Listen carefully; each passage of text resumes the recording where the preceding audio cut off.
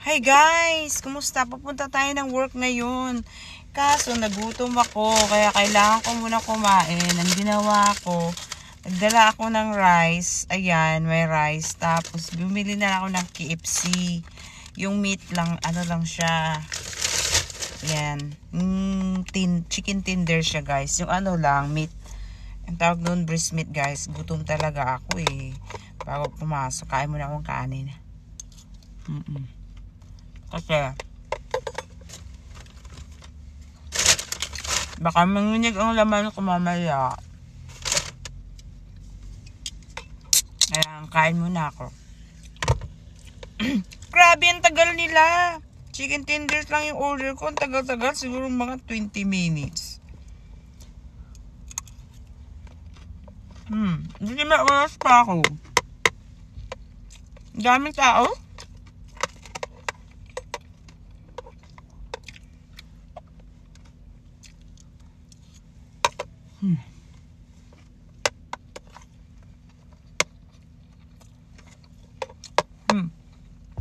Meron pa naman akong oras guys kumain. Ang sarap. Pag gusto nyo talagang kumain ng KFC. Kasi sa KFC, walang rice. Kaya kailangan magdala kayo ng rice. Yeah. Sabi ko magdala ko ng kunting rice kasi dadaan ako sa KFC.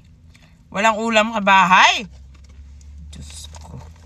Wala na akong oras magluto kasi kagabi alas 10 na ako umuwi galing trabaho. O alas 9:30 pala. Umagal man, tagal mo nagising.